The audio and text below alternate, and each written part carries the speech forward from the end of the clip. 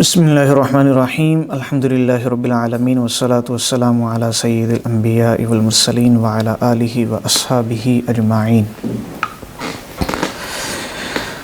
اللہم رب اشرح لی صدری ویسر لی امری واحلل عقدۃ من لسانی یفقہوا قولی۔ اللہم ارنا الحق حقا وارزقنا اتباعہ وارنا الباطل باطلا وارزقنا اجتنابہ۔ اللہم صلی علی سیدنا و مولانا محمد وعلی آل سیدنا و مولانا محمد وبارک وسلم۔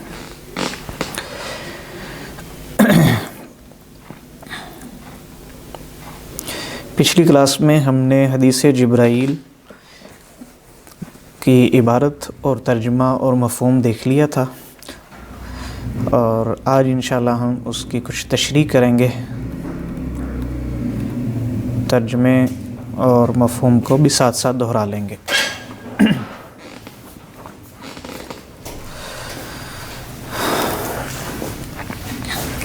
عن عمر بن الخطاب رضی اللہ عنہ قال بینما نحن جلوس عند رسول اللہ صلی اللہ علیہ وسلم ذات یوم۔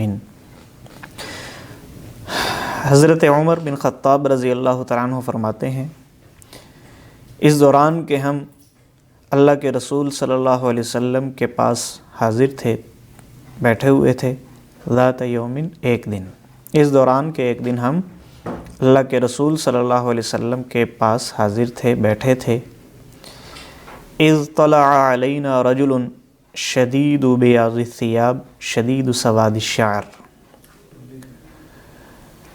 کہ اچانک ایک آدمی ہمارے اوپر نمودار ہوا۔ وہ کیسا آدمی تھا؟ اس کی کچھ صفات حضرت عمر رضی اللہ تعالیٰ عنہ نے بیان کی ہیں۔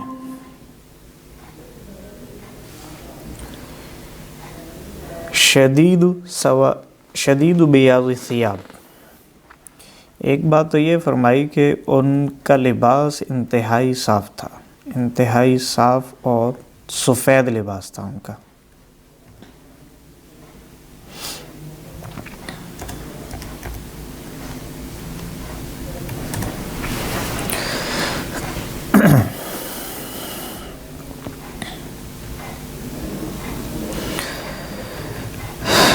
دوسری بات یہ ارشاد فرمائی کہ شدید سواد الشعر، ان کے بال انتہائی کالے تھے، یعنی جو آدمی آیا اس کے بال بہت کالے بال تھے، سیاہ کالے جسے کہتے ہیں ہم۔ لا یری علیہ اثر السفر،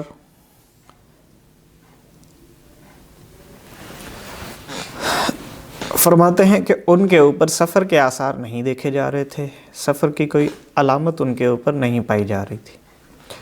وَلَا يَعْرِفُهُ مِنَّا أَحَدٌ، اور ہم میں سے کوئی ایک ان کو پہچانتا بھی نہ تھا۔ حدیث جبرائیل کی اہمیت آپ کے سامنے آ گئی تھی۔ حدیث جبرائیل بہت اہم ہے، ذخیرہ حدیث میں حدیث جبرائیل تقریباً سب سے اہم حدیث ہے،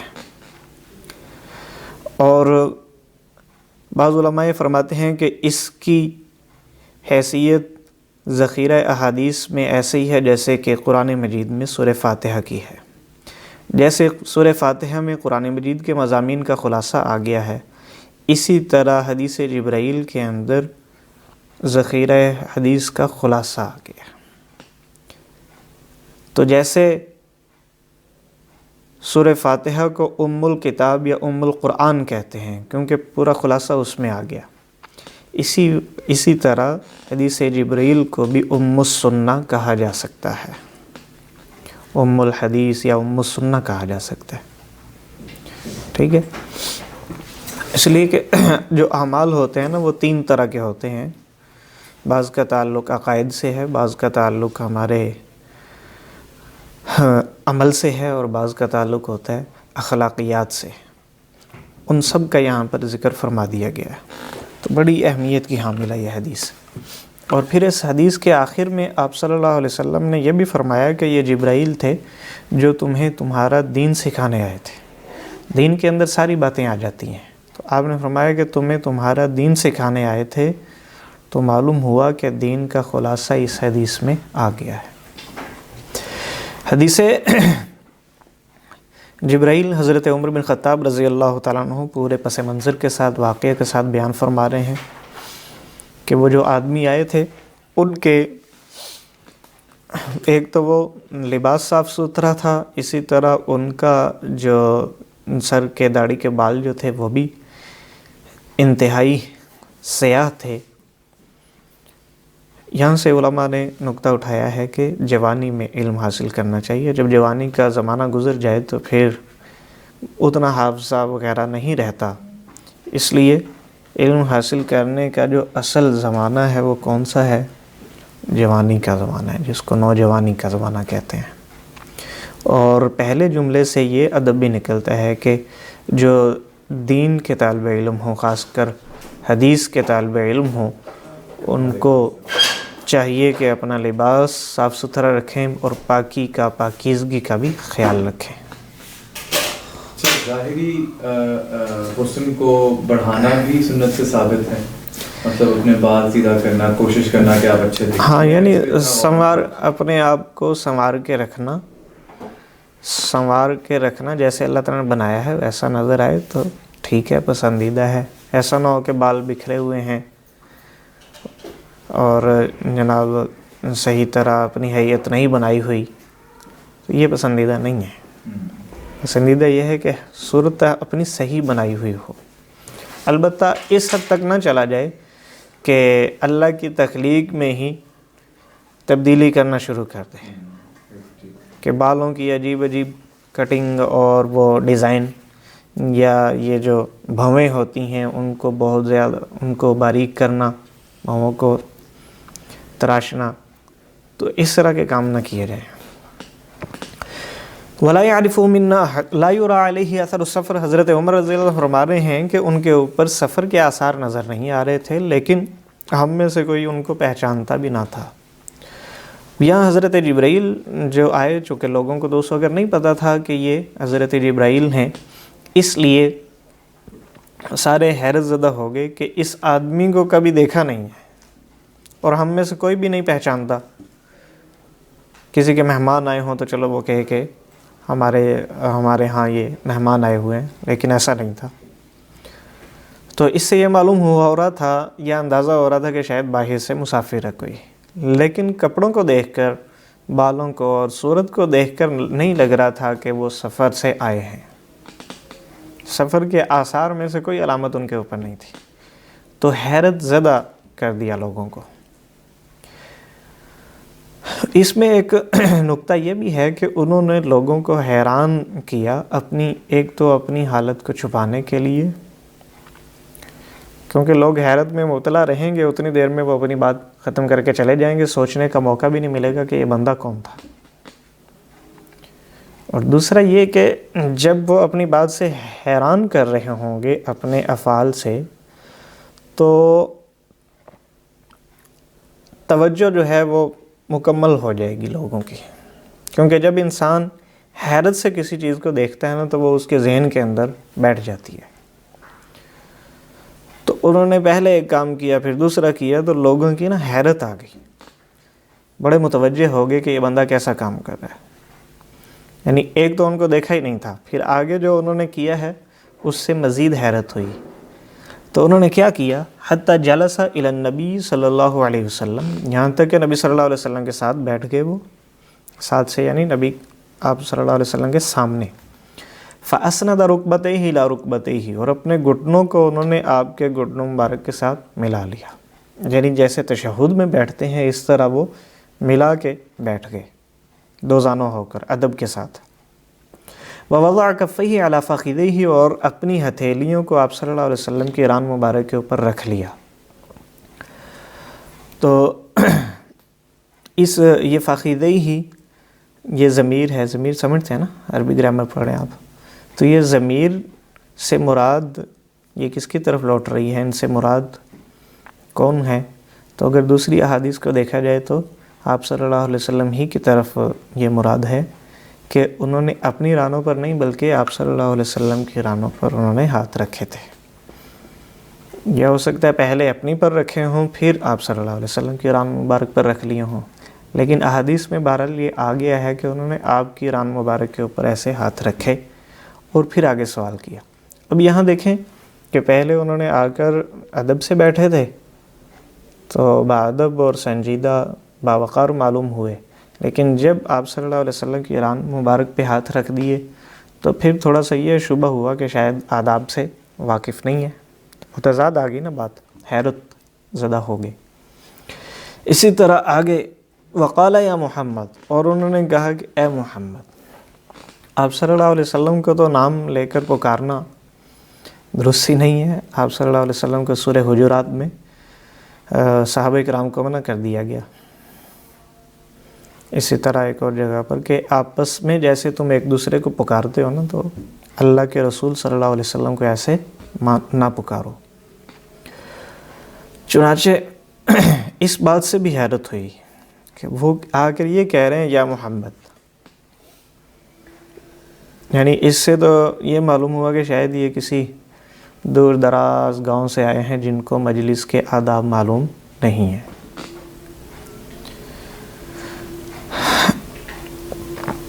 یہاں بعض حضرات یہ بھی سوال کرتے ہیں کہ جب امت کے لیے، انسان کے لیے، لوگوں کے لیے آپ صلی اللہ علیہ وسلم کو یا محمد کہنا درست نہیں تھا جو مسلمان تھے، تو حضرت جبرائیل نے کیوں کہا؟ تو اس کے بہت سے جوابات علماء نے دیے ہیں۔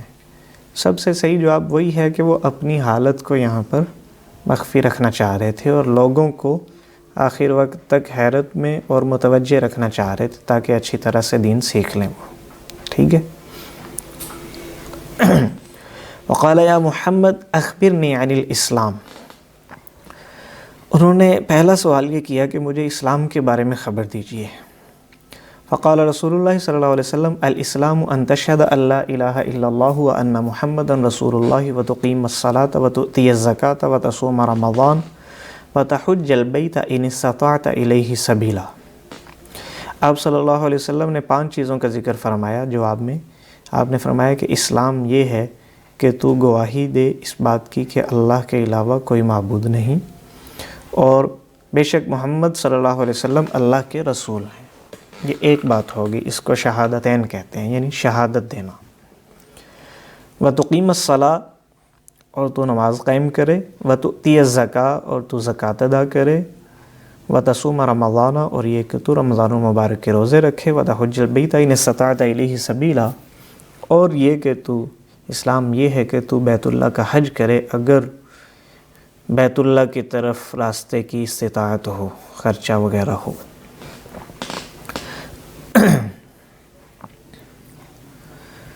اسلام کا جواب آپ صلی اللہ علیہ وسلم نے ان اعمال کے ساتھ دیا ہے، ان کاموں کے ساتھ جو ظاہر میں دیکھے جا سکتے ہیں۔ اسلام یہ ہے، یعنی اسلام کا جواب آپ صلی اللہ علیہ وسلم نے ظاہری اعمال کے ساتھ دیا ہے، ٹھیک ہے۔ یہ مسلمان کی علامت ہے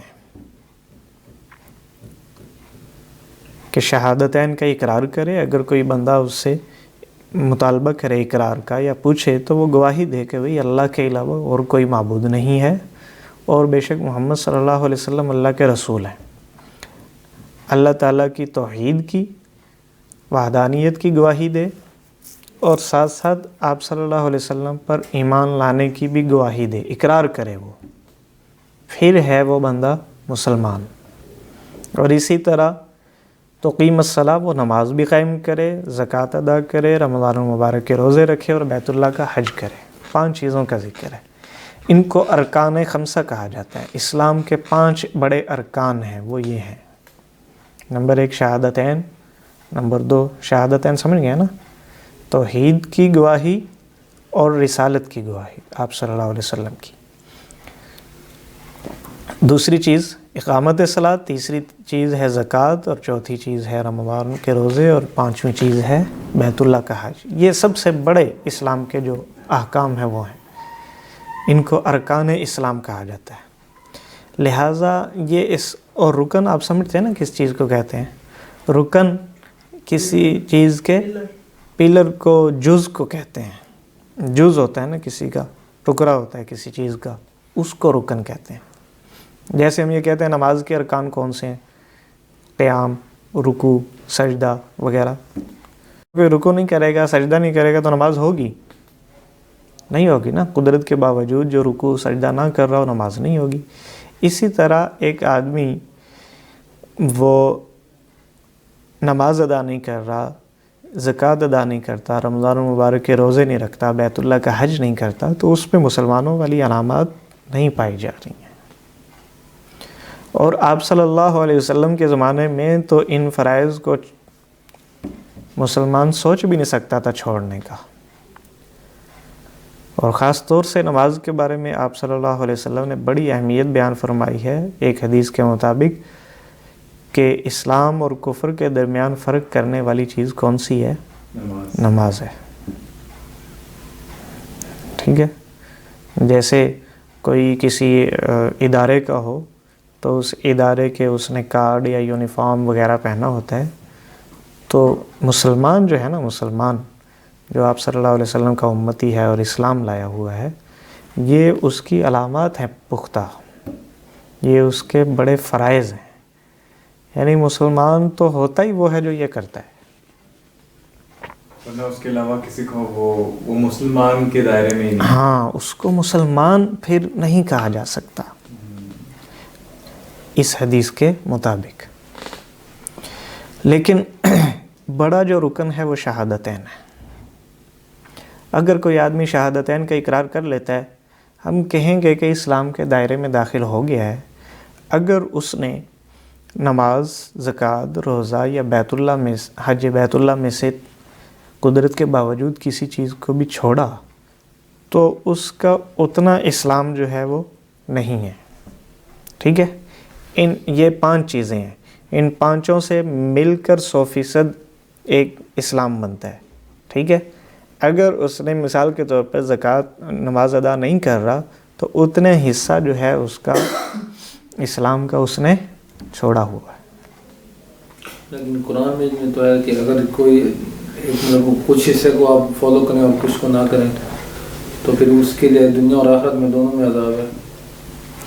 نہیں، وہ ماننے کے اعتبار سے ہے، عقائدی طور پر، عقیدے کے طور پہ۔ یہاں عقیدہ تو ہے کہ نماز فرض ہے، لیکن سستی کی وجہ سے نہیں ادا کر رہے۔ تو آپ صلی اللہ علیہ وسلم کے زمانے میں کوئی چھوڑ ہی نہیں سکتا تھا نماز، کوئی منافق بھی نہیں چھوڑ سکتا تھا، کیونکہ منافق تو اپنے آپ کو مسلمان کہتے تھے۔ تو وہ بندہ جو اپنے آپ کو مسلمان کہلوا رہا ہے اور نماز بھی چھوڑ دے، گویا کہ یہ ہو ہی نہیں سکتا تھا، یہ ہو ہی نہیں سکتا تھا۔ سر منافق کی کیا مطلب سے مراد یہ ہے کہ انسان کانشیسلی منافقت کر رہا ہو؟ منافق کی نا آگے تفصیل آئے گی، اس میں بیان کریں گے۔ بس فی الحال اتنا سمجھیں کہ منافق اس کو کہتے ہیں جو اظہار کسی اور چیز کا کرتا ہے لیکن دل کے اندر اس کے کچھ اور ہے۔ ٹھیک ہے، اظہار وہ اس چیز کا کر رہا ہے جو اس کے دل میں نہیں ہے۔ اور اصطلاح شرع میں منافق اس کو کہتے ہیں جو آدمی دل میں ایمان نہ رکھتا ہو، ظاہر میں بس ایمان کا دعویٰ کر رہا ہو۔ تو بہرحال یہ 5 ارکان اسلام ہیں، ان کو قائم کرنا بہت ضروری ہے۔ ایک حدیث میں اسلام کو 5 ایسے خیمے کے ساتھ تشبیہ دی گئی ہے جو 5 ستونوں کے اوپر ہو۔ ٹھیک ہے، پہلے جو خیمے لگتے تھے، خیمے مختلف طرح کے ہوتے ہیں۔ ایک ایسا خیمہ ہوتا تھا کہ جو 4 کونے پہ اس کے وہ رسیاں باندھی گئی ہیں اور ایک درمیانی لکڑی ہوتی ہے۔ وہ درمیانی جو لکڑی ہوتی ہے نا، وہ مین ہوتی ہے۔ اس کے اوپر اس کو جب تک نہیں لائیں گے خیمہ ہوگا ہی نہیں، خیمے کی صورت نہیں بنیں گی۔ ہاں وہ آ گئی ہے تو اب یہ لگے گا کہ اچھا خیمہ کھڑا کر رہے ہیں۔ چاروں طرف میں یہ چیزیں آ گئی، نماز، زکوٰۃ، روزہ اور حج، تو خیمہ مکمل ہو گیا۔ اب اگر ان میں سے کسی ایک کو چھوڑے گا تو گویا کہ خیمے کی وہ طرف جو ہے وہ ناقص ہے، وہ گری ہوئی ہے۔ تو اسلام کو اس حدیث میں ایک خیمے کے ساتھ تشبیہ دی ہے جس کا مرکزی جو رکن ہے وہ شہادتین ہے، اور نماز، روزہ، حج، زکوٰۃ یہ اس کے 4 کونے ہیں۔ تو جس کو چھوڑے گا گویا کہ اس نے اپنے اسلام کے ایک کونے کو گرا دیا ہوگا۔ اور یہاں پر یہ جو صیغہ استعمال کیا گیا ہے نا، مضارع کا صیغہ ہے، اس کو اگر آپ عربی گرامر سے واقف ہوں تو مضارع فعل کی ایک قسم ہے نا، اس کے معنی کے اندر استمرار پایا جاتا ہے۔ استمرار کا مطلب ہوتا ہے دوام، ہمیشہ، لگاتار۔ تو تشہد، تقیم، تؤتیہ، تصوم رمضان، تحج البیت، سارے اس طرح پائے جا رہے ہیں۔ مطلب یہ ہے کہ نماز قائم کرے اور کرتا رہے، چھوڑے نہ۔ زکوٰۃ جب بھی اس پہ لازم ہو رہی ہے ادا کرے۔ رمضان کے روزے جب بھی رمضان آئے روزہ ضرور رکھے، اور حج بیت اللہ جو ہے وہ بھی ضرور ادا کرے۔ لیکن اس کا حدیث سے ثابت ہے، آپ صلی اللہ علیہ وسلم نے فرمایا کہ بیت اللہ کا حج ایک بار فرض ہے، ایک بار۔ اچھا، یہ مطلب ابھی آپ نے بھی ذکر کیا ہے جب کوئی نیا مسلمان مطلب کوئی بندہ نون مسلم ہوتا ہے تو اس کہتے ہیں اسلام لے آیا۔ یہ لے آیا والی ٹرم کس سینس میں یوز ہوتا ہے؟ اسلام لے آیا مطلب یہ ہے کہ اس نے فرما برداری اختیار کر لی، مسلمان ہو گیا۔ اسلام لے آیا مطلب یہ ہے اپنے آپ کو فرما بردار بنا دیا اس نے، ٹھیک ہے؟ جیسے کہتے ہیں نا سر تسلیم خم کر دینا۔ اب وہ سر کو تو نہیں جھکا رہا ہوتا، وہ کیا کر رہا ہوتا ہے؟ بات مان رہا ہوتا ہے نا۔ اسی طرح اسلام لے آیا یعنی اسلام کا مطلب ہے تابع داری، وہ تابع دار بن چکا ہے۔ اسلام لے آیا، فرما بردار بن چکا ہے، اس نے مان لیا، ٹھیک ہے؟ تو اسلام کے جواب سے جو آپ صلی اللہ علیہ وسلم نے ارشاد فرمایا اس سے آپ سمجھ گئے ہیں کہ آپ نے یہاں پر پانچوں جو چیزیں ہیں وہ ظاہری ذکر کی ہیں۔ شہادتین بھی، گواہی جو دی جاتی ہے وہ ظاہرہ بند کمرے میں نہیں دی جاتی، لوگوں کے سامنے دی جاتی ہے۔ اقرار لوگوں کے سامنے کیا جاتا ہے، اکیلے نہیں کیا جاتا۔ اچھا، قال صدقتا، حضرت جبرائیل جو تھے انہوں نے جواب میں یہ کہا کہ صدقتا، آپ نے سچ فرمایا۔ اب یہ بات بھی آگے حضرت عمر رضی اللہ عنہ خود فرما رہے ہیں، قال فعجبنا له يسأله ويصدقه، ہمیں اس کے اوپر تعجب ہوا کہ وہ سوال بھی کر رہا ہے اور تصدیق بھی کر رہا ہے۔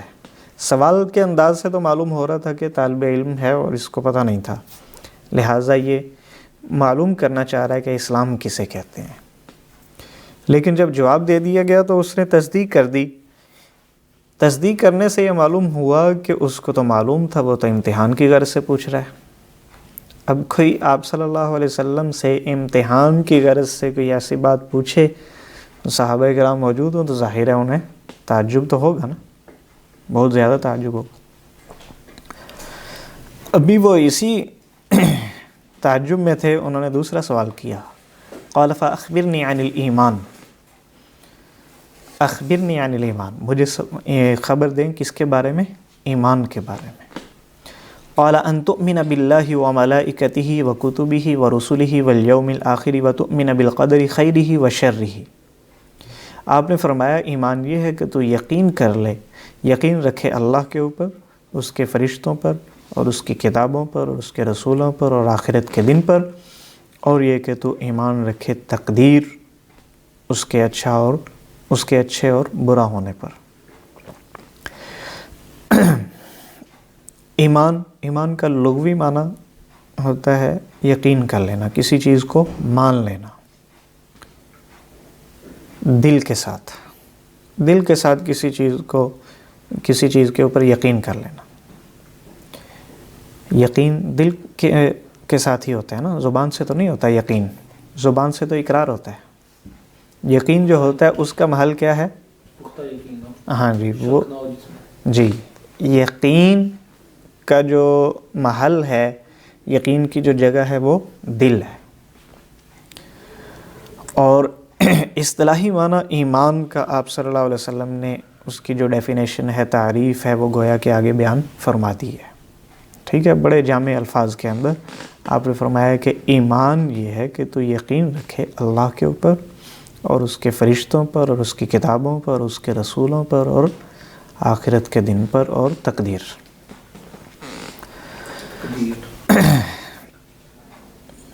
پہلی بات تو یہ سمجھنے کی ہے یہاں پر کہ اسلام اور ایمان دونوں کو آپ صلی اللہ علیہ وسلم نے الگ فرما دیا ہے. ٹھیک ہے، یعنی مسلم اور مومن، اسلام لانے والا اور ایمان لانے والا اپنی حقیقت کے اعتبار سے دونوں ایک نہیں ہیں.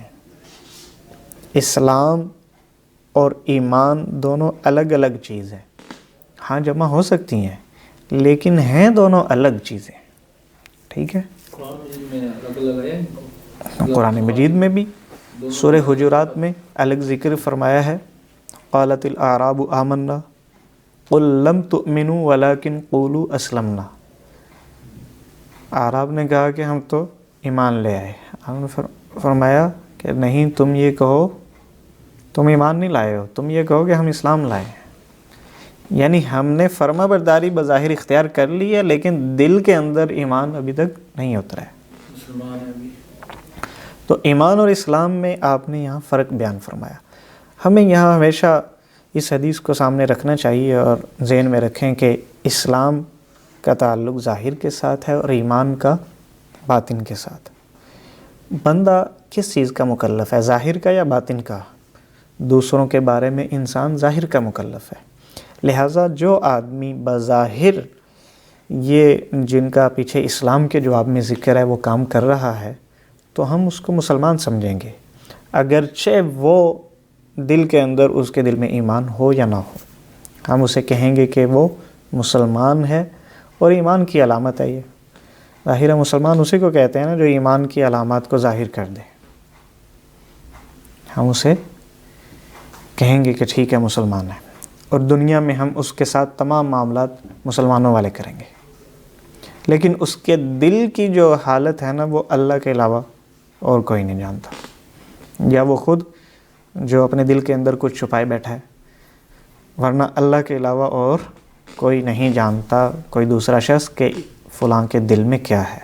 اس لیے ہمیں دل کو ٹٹولنے کا حکم نہیں دیا گیا. بعض ایسے موقع بھی آئے کہ جہاں پر صحابہ میں سے کسی نے، صحابہ کرام میں سے کسی نے کسی دوسرے کے دل کی بات کہہ دی، یعنی اس کے دل کی گواہی دی. تو آپ نے اس پہ نکیر فرمائی کہ تم اس کے دل کی گواہی کیسے دے سکتے ہو؟ اس کے دل کے اندر جو کچھ ہے وہ تو وہی جانتا ہے، یا اللہ تعالیٰ جانتے ہیں. تو دوسرا کوئی آدمی تو نہیں جان سکتا نا کہ دوسرے آدمی کے دل میں کیا ہے. چنانچہ ایک مرتبہ حضرت اسامہ رضی اللہ تعالیٰ عنہ اور ایک انصاری صحابی تھے، وہ کسی غزوے میں شریک تھے، لڑائی میں. چنانچہ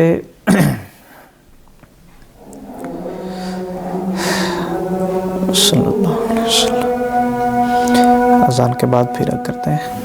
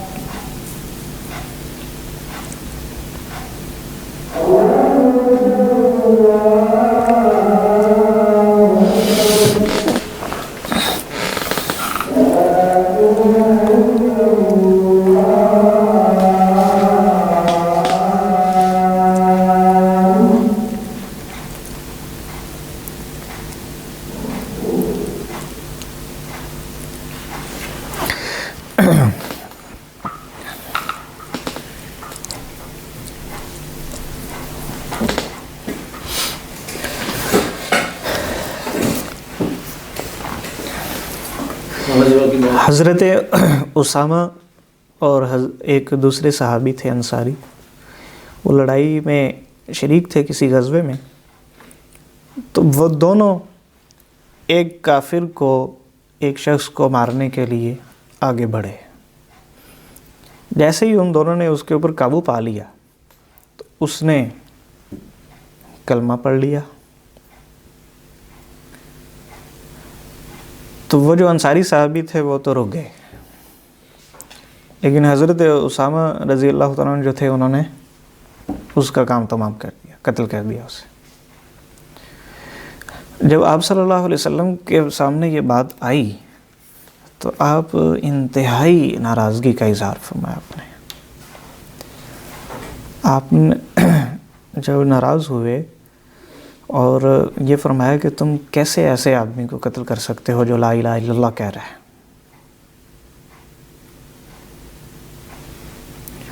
حضرت اسامہ رضی اللہ تعالیٰ عنہ نے کہا کہ وہ تو بچنے کے لیے کلمہ پڑھ رہا تھا، یعنی سچے دل سے نہیں پڑھ رہا تھا، وہ تو جان بچانے کے لیے کلمہ پڑھ رہا تھا۔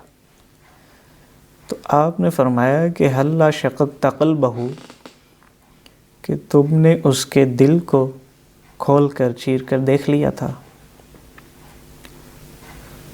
اور آپ نے بار بار اس جملے کو ارشاد فرمایا کہ کیا تم نے اس کے دل کو کھول کر دیکھ لیا تھا۔ حضرت اسامہ رضی اللہ تعالیٰ کہتے ہیں کہ میں وہ اتنا ڈر گئے کہ ان کے دل میں اچانک یہ تمنا آئی کہ کاش میں اس سے پہلے مسلمان ہی نہ ہوتا، یعنی یہ اتنا بڑا مجھ سے گناہ ہو گیا کہ آپ صلی اللہ علیہ وسلم ناراضگی کا اظہار فرما رہے ہیں، میں اب اسلام لاتا تو یہ جتنے میرے بڑے گناہ ہوتے معاف ہو جاتے، کیونکہ اسلام لانے سے سارے گناہ پچھلے معاف ہو جاتے ہیں۔ تو اچانک ان کے دل کے اندر یہ تمنا یا بات آ گئی کہ میں آج ہی مسلمان ہوا ہوتا۔ تو اتنا سخت آپ نے ناراضگی کا اظہار فرمایا اس کے۔ اور بھی ایسے کئی موقع ہیں کہ جہاں ایک آدمی نے کسی کے دل کی گواہی دینے کی کوشش کی، آپ نے دل کی گواہی نہ دو، ہم ظاہر کے مکلف ہیں، کسی کے دل کی بات پر مطلع نہیں ہو سکتے۔ اس لیے بظاہر جو آدمی مسلمان نظر آ رہا ہے، دنیا میں اس کے ساتھ ہم سارے معاملات مسلمانوں والے کریں گے، اور اگر وہ مسلمان بظاہر نظر نہیں آ رہا تو ہمیں علم نہیں ہے کہ اس کے دل کے اندر ایمان ہے، اس نے واقعی ایمان وہ لایا ہے یا نہیں لایا۔ ہمیں اس کے ایمان کا کیسے پتہ چلے گا؟ شہادتین کے اقرار سے اور نماز روزہ وغیرہ یہ جو علامات ہیں اس سے۔ ایمان کی آپ صلی اللہ علیہ وسلم نے جو تعریف فرمائی ہے اس میں بڑی بڑی ایمانیات جو ہیں، ایمانی عقیدے جو ہیں ان کا ذکر فرمایا کہ ان تؤمن باللہ، کہ تو یقین رکھے اللہ کے اوپر، اللہ کے اوپر ایمان لاؤ۔ اللہ کے اوپر کیسے ایمان لایا جائے گا؟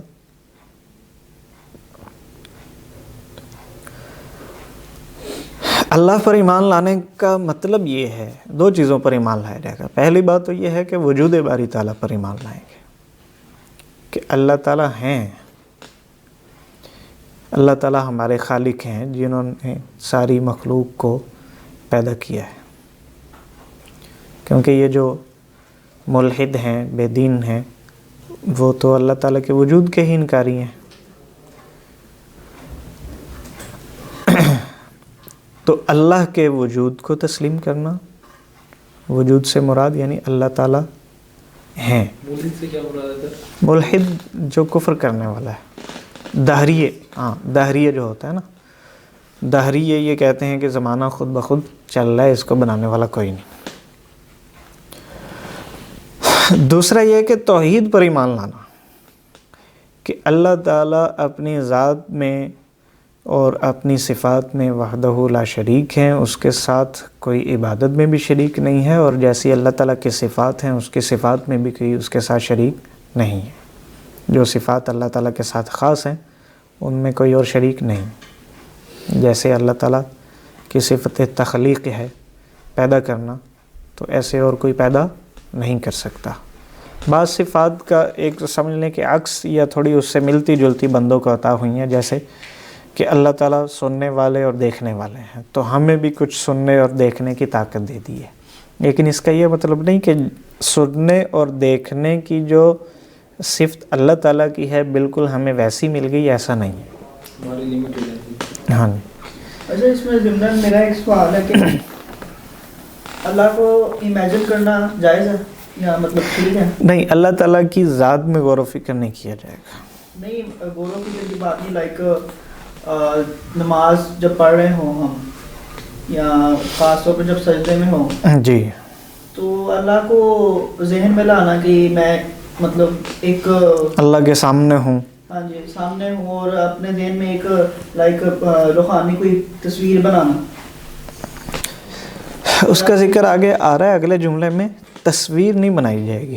نہیں اس طرح نہیں، ہاں یعنی بس صرف یہ سوچا جائے گا کہ اللہ تعالیٰ مجھے دیکھ رہے ہیں، میں اللہ تعالیٰ کے سامنے ہوں بالکل، ٹھیک ہے، یہ تو تصور لایا جائے گا، یہ تو مطلوب ہے، لیکن اللہ تعالیٰ کی ذات کے بارے میں غور و فکر نہیں کیا جائے گا، یعنی ذات کیسی ہے یا کیا ہے، یا حدیث میں اس طرح آیا ہے کہ شیطان اس طرح کے وسوسے ڈالتا ہے، تو اللہ تعالیٰ کی صفات میں غور و فکر کریں گے کہ اللہ تعالیٰ نے آسمان و زمین کو پیدا فرمایا ہے، کیسی پیدا فرمانے والی ذات ہے، ہر چیز کو رزق دے رہے ہیں، تو اس طرح کی جو صفات ہیں ان میں غور و فکر کر کے پہچان کی جائے گی۔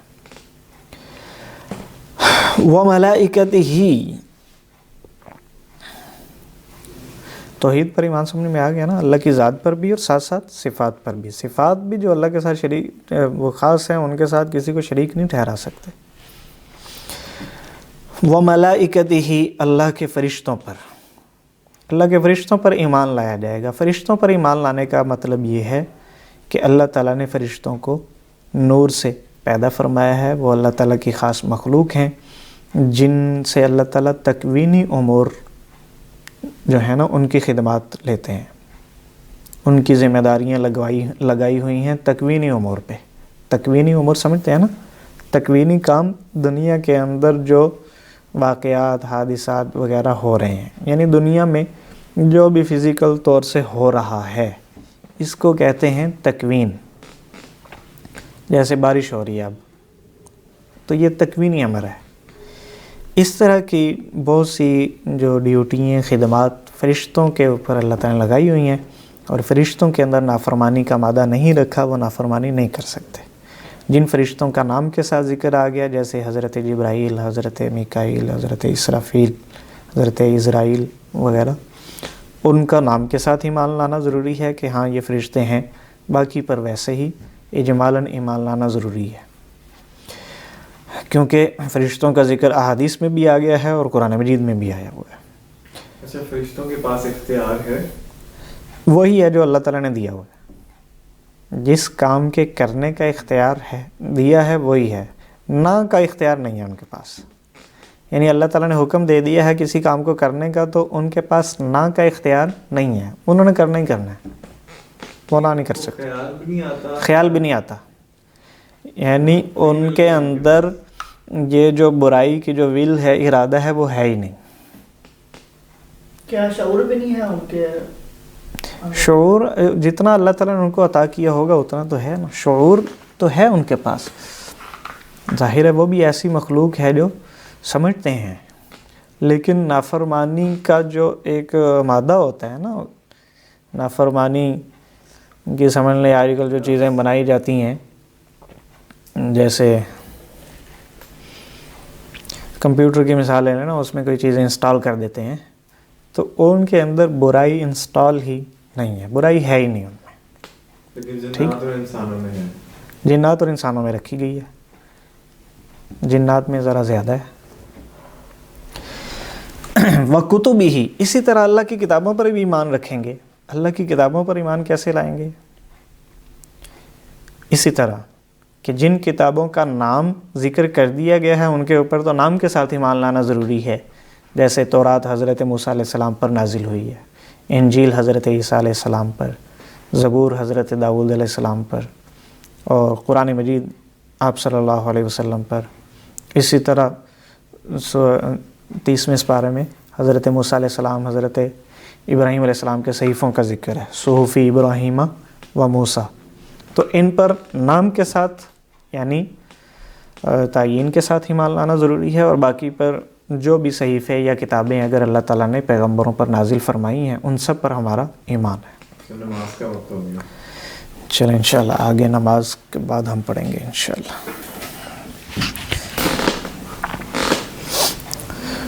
الحمدللہ رب العالمین والصلاة والسلام علی سید الانبیاء والمرسلین وعلی آلہ واصحابہ اجمعین۔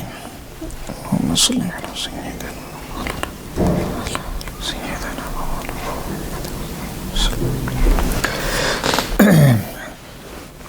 قال فأخبرني عن الإيمان قال أن تؤمن بالله وملائكته وكتبه ورسله واليوم الآخر وتؤمن بالقدر خيره وشره۔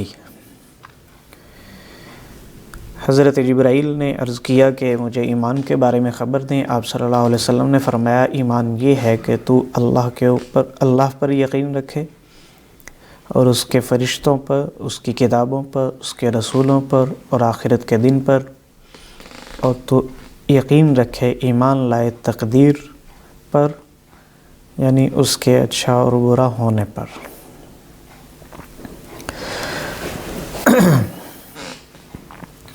اللہ پر ایمان لانے کا مطلب ہمارے سامنے آ چکا ہے، اور ملائکہ پر ایمان کیسے لایا جائے گا وہ بھی آ گیا ہے، کتابوں پر ایمان کیسے لایا جائے گا یہ بھی آ گیا۔ نمبر 4 ہے وَرُسُلِهِ، کہ اللہ کے رسولوں پر ایمان لایا جائے گا۔ اللہ کے جو پیغمبر ہیں، جو اللہ تعالیٰ نے لوگوں کی رہنمائی کے لیے، ہدایت کے لیے بھیجے ہیں، ان پر ایمان لانا، یعنی ان پر ایمان لانا کہ وہ واقعی اللہ کے پیغمبر ہیں، اللہ کے رسول ہیں، جو انسانیت کی ہدایت کے لیے بھیجے گئے ہیں۔ رسولوں پر ایمان لانے میں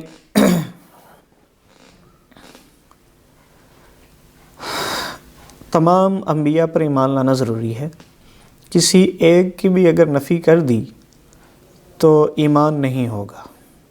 ایمان کا مطلب ہے سب کے اوپر ایمان لانا۔ تلک الرسل فضلنا بعضهم علی بعض منهم من کلم اللہ ورفع بعضهم درجات،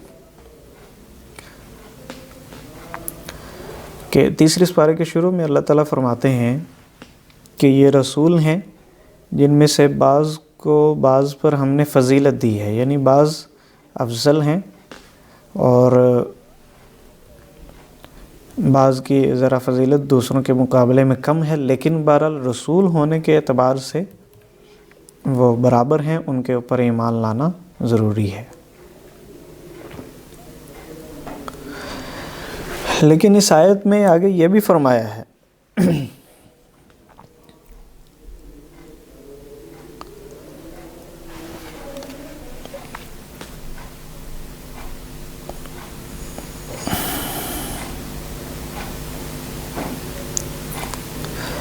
شاید اس آیت میں نہیں ہے، میرے خیال سے دوسری آیت ہے،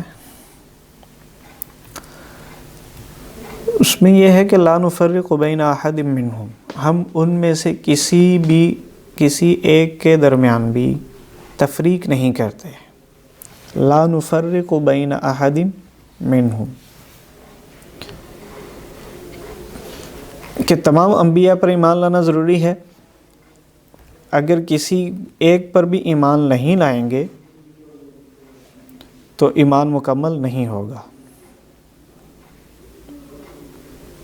لا نفرق بین احد من رسلی، کہ ہم اللہ کے رسولوں میں کے درمیان تفریق نہیں کرتے بلکہ سب کے اوپر ایمان لاتے ہیں۔ یہ سورہ بقرہ کی آخری آیات ہے۔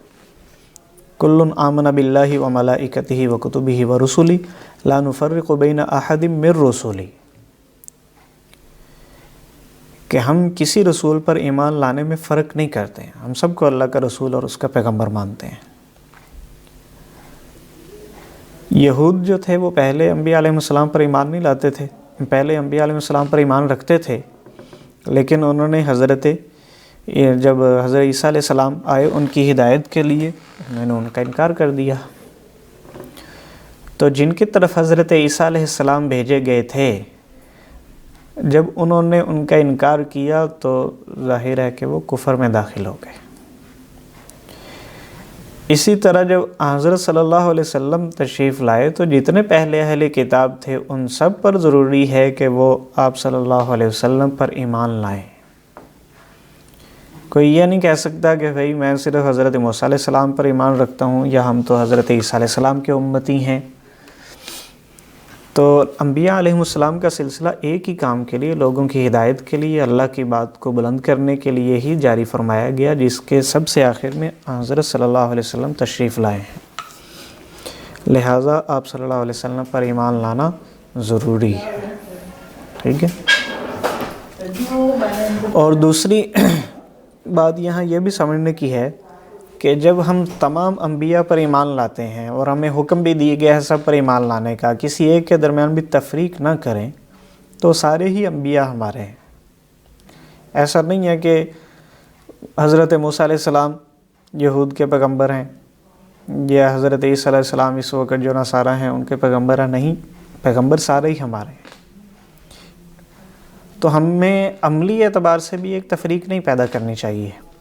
عملی اعتبار سے کچھ کوتاہی ہم سے ہو رہی ہے، وہ یہ کہ اگر دوسرے انبیاء علیہ السلام کے بارے میں یہ لوگ خاکے بنائیں یا کوئی فلم وغیرہ بنائیں تو ہم اس کی پرواہ نہیں کرتے ہیں، لیکن جب آپ صلی اللہ علیہ وسلم کے بارے میں بنائیں تو پھر ہم سمجھتے ہیں کہ گستاخی ہوئی ہے۔ اس میں کوئی شک نہیں کہ یہ گستاخی ہے، لیکن حضرت عیسیٰ علیہ السلام کی گستاخی بھی تو گستاخی ہے نا، اس کو محسوس نہیں کرتے۔ اب آپ دیکھیں کہ چینلوں پہ، ٹی وی چینلوں پہ اور سارے انبیاء علیہ السلام کی ان لوگوں نے پکچرز بنائی ہوئی ہیں، تو یہ پکچر جو ہیں اگر آپ صلی اللہ علیہ وسلم کی گستاخی ہیں تو ظاہر ہے کہ دوسرے انبیاء کی بھی ہیں یا نہیں ہیں، ان کی بھی تو ہیں نا۔ اس لیے اس پر بھی آواز اٹھانی چاہیے۔ اس کا ایک فائدہ یہ ہوگا کہ اگر مثال کے طور پر یورپ میں اس پر آواز اٹھائی جائے تو وہ لوگ جو نصرانی ہیں، عیسائی ہیں، وہ مسلمانوں کے قریب آئیں گے،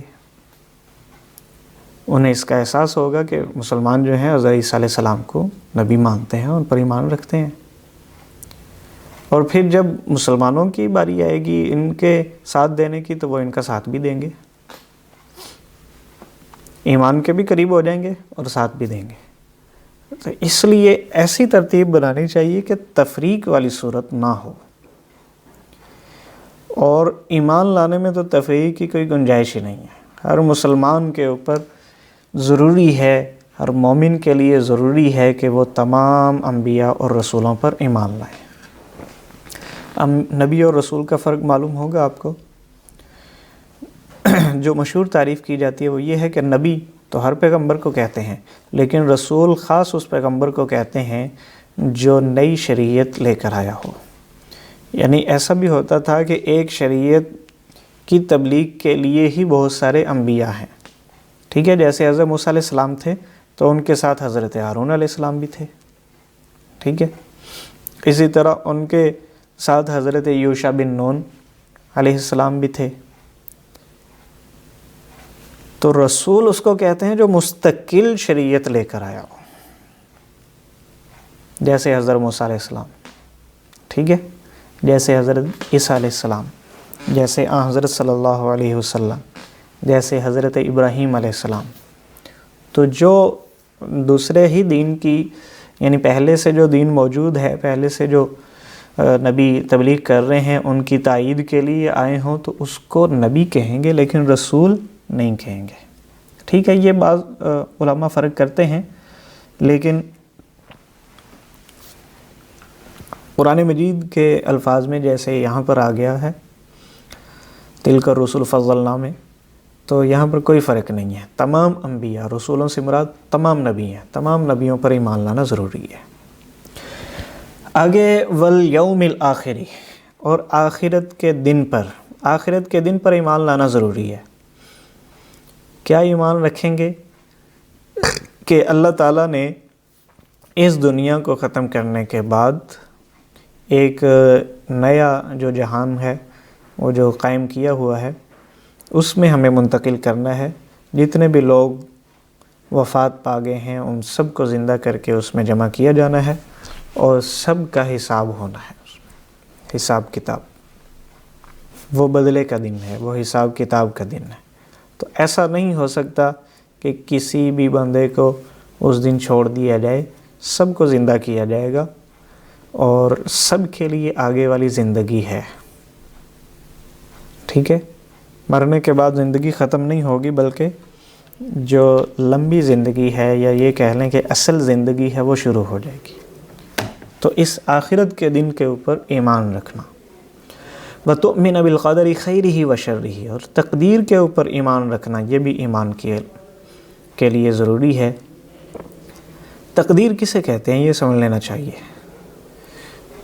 تقدیر میں ایک تو یہ چیز داخل ہے کہ جتنے بھی کام ہو رہے ہیں یا ہوں گے یا ہو چکے ہیں، جو کچھ بھی دنیا میں کائنات میں ہے، ان کا اللہ تعالیٰ کو پہلے سے علم ہے اور وہ سارے کے سارے لوح محفوظ کے اندر لکھے ہوئے ہیں. سب کچھ ہم جو بول رہے ہیں، سن رہے ہیں، کر رہے ہیں، جو کچھ بھی دنیا میں ہو رہا ہے وہ سب کچھ لوح محفوظ کے اندر لکھا ہوا ہے.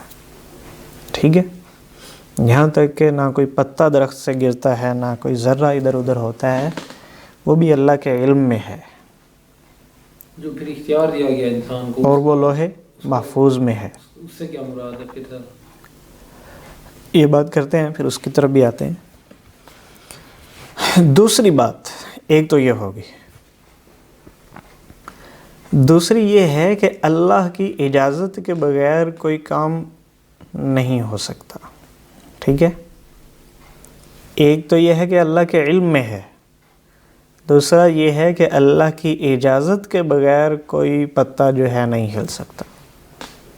یہ دونوں چیزیں ہیں جن کو قضا اور قدر کہتے ہیں. قدر اور قضا کا لفظ بھی اس کے لیے استعمال ہوتا ہے. ٹھیک ہے، لیکن اس تقدیر کی وجہ سے انسان مجبور محض نہیں ہے. ہر انسان کو جو اختیار اللہ تعالیٰ نے دیا ہوا ہے خود اس کو سمجھ میں آتا ہے. جیسے مجھے اختیار ہے کہ موبائل کو میں ادھر سے اٹھا کر ادھر رکھ لوں، یہ چیز تقدیر میں لکھی ہوئی ہے، یہ لکھی ہے. تو پھر اختیار کا کیسا؟ اختیار تو ہے نا، آپ کو اختیار سمجھ میں آ رہا ہے نا. آپ چاہ رہے ہیں کہ میں کتاب کھول لوں یا کتاب بند کر دوں، یہ اختیار ہے یا نہیں ہے؟ اختیار ہے نا. اچھا، یہ میں آپ کے سامنے مثال کے طور پر 2 کھانے رکھے ہوئے ہیں، آپ کو اختیار ہے کہ ان میں سے کوئی کھائیں یا نہ کھائیں. ڈائریکٹلی اگر کہوں کہ جو بندے انسان جہنم میں جائیں گے اور جو جنت میں جائیں گے، وہ پہلے سے ہی لکھے ہوئے ہیں کہ کون سے جنت میں جانے والے ہیں، کون سے جنت میں جانے والے ہیں. اللہ تعالیٰ کے علم میں ہے. ٹھیک ہے، اللہ تعالیٰ کے علم میں ہیں، لکھے ہوئے ہیں. لیکن لکھنے سے انسان مجبور محض نہیں ہے. اس کو ذرا فہم کے قریب سمجھنے کے لیے، کرنے کے لیے، سمجھانے کے لیے کسی مثال سے سمجھ لیتے ہیں. جیسے آپ کوئی چیز بناتے ہیں، پھر اس کی جو گائیڈ ہوتی ہے، انسٹرکشن گائیڈ جو ہوتی ہے، اس میں لکھتے ہیں کہ اس کے یہ کرنے سے یہ ہوگا. ٹھیک ہے، سمجھ گئے نا. تو ہمارا علم جو ہے وہ تو ایک ظنی سا ہوتا ہے. اللہ تعالیٰ کا علم تو بالکل مضبوط ہے، اس کو تو ہر چیز کا علم پہلے سے ہے. تو اللہ کے کسی چیز کو جاننے کی وجہ سے اور اللہ کے علم میں ہونے کی وجہ سے ہم مجبور محض نہیں ہیں. ہمیں اختیار دیا گیا ہے، لیکن ہمارا اختیار جو ہے نا وہ لیمیٹڈ ہے. اتنا اختیار ہے کہ ہم کاموں کو اپنی مرضی سے کر سکتے ہیں، سر انجام دے سکتے ہیں. کاموں میں اختیار کر سکتے ہیں کہ یہ کر لیں یا یہ کر لیں. ٹھیک ہے، اسی کا نام اختیار ہے اور اسی اختیار کے اوپر ہی جزا اور سزا ہے. تقدیر کا اچھا اور برا ہونا اس کو بھی سمجھ لیجئے. دیکھیں، دنیا میں اچھے کام بھی ہو رہے ہیں، برے کام بھی ہو رہے ہیں. اچھے کام بھی ہو رہے ہیں اور برے بھی. ایک ہے گناہ کا ہونا، کام کا ہونا، ایک ہے اس کی تخلیق. ٹھیک ہے، یعنی میں اس موبائل کو پکڑ رہا ہوں، میں اس کام کو سر انجام دے رہا ہوں.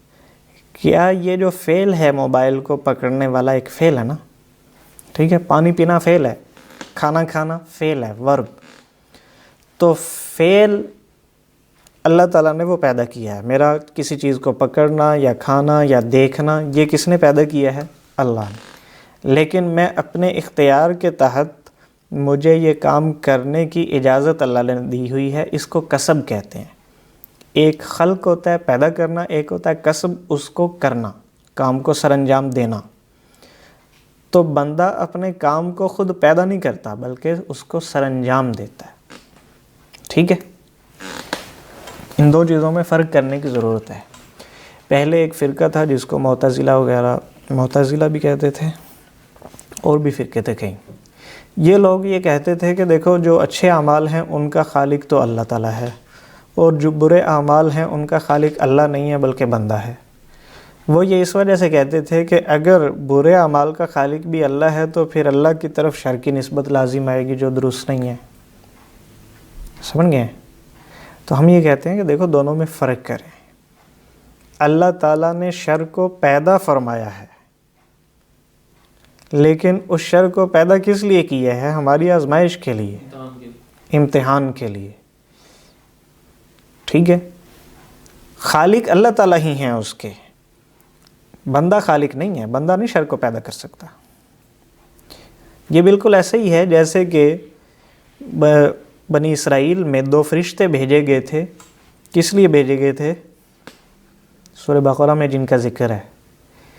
جادو کے درمیان اور صحیح جو تعلیم تھی، علم تھا، اس کے درمیان فرق کرنے کے لیے. لیکن جو شرارتی ذہن کے لوگ تھے وہ ان کو مجبور کر کے ان سے جادو سیکھ لیتے تھے. جادو سیکھ کر پھر ان کو غلط کاموں میں اپلائی کیا کرتے تھے. تو وہ فرشتے پہلے بتا دیتے تھے کہ دیکھو ہم تمہاری آزمائش کے لیے بھیجے گئے ہیں، تو یہ کام ٹھیک نہیں ہے. لیکن وہ کوئی عذر بیان کر کے، ادھر ادھر کوئی عذر بیان کر کے سیکھ لیتے، اور سیکھنے کے بعد کیا کرتے؟ لوگوں کو لڑانا، آپس میں میاں بیوی میں تفریق ڈالنا، جیسے بھی جادو سے لوگ کام لیتے ہیں تو وہ کام لیا کرتے تھے. اب دیکھیں جادو کو کس نے پیدا کیا ہے؟ جادو کو تو اللہ تعالیٰ نے پیدا کیا ہے نا، لیکن وہ ہے کس لیے؟ آزمائش کے لیے. سانپ کو کس نے پیدا کیا ہے؟ اللہ تعالیٰ نے پیدا کیا ہے، لیکن اس کے پیدا کرنے میں بھی اللہ تعالیٰ کی حکمتیں ہیں. ٹھیک ہے، انسان یہ نہیں کہہ سکتا کہ میرے نقصان کی چیز ہے اس لیے اس کو کیوں پیدا کیا.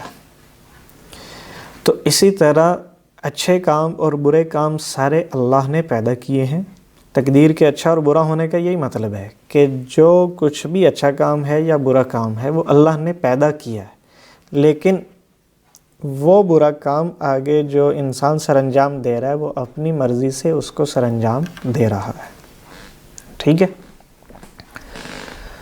اچھا، تقدیر ہمیں اتنی ہی سمجھ آئے گی. دیکھیں کہ اللہ تعالیٰ کے علم میں ہر چیز ہے، لیکن جو اختیار ہمیں خود اپنے ذہن سے سمجھ میں آتا ہے کہ ہاں یار یہ مجھے اتنا اختیار ہے، اس اختیار کے تحت جزا اور سزا ہے. اس کے آگے مزید سوچنے کی اجازت نہیں ہے. ٹھیک ہے، یعنی انسان مزید تقدیر کے اندر گہرائی میں جائے کہ یار یہ کیا چیز ہے، یہ کیا چیز ہے، یہ کیا چیز ہے، اس کی سوچنے کی اجازت ہی نہیں ہے. یہ دروازہ بند ہے. ورنہ اور تقدیر حل ہو ہی نہیں سکے گی انسان سے اگر وہ اس کے اندر زیادہ سے زیادہ غور و خوض کرے گا. دیکھو بعض چیزیں ایسی ہوتی ہیں جن کو سیکھنے میں انسان کی آزمائش ہے، بعض کے نہ سیکھنے میں آزمائش ہے. جیسے متشابہات ہیں، انسان کو کہہ دیا ان کے قریب نہیں جانا تم نے، بس ایمان رکھو ان کے اوپر. ٹھیک ہے.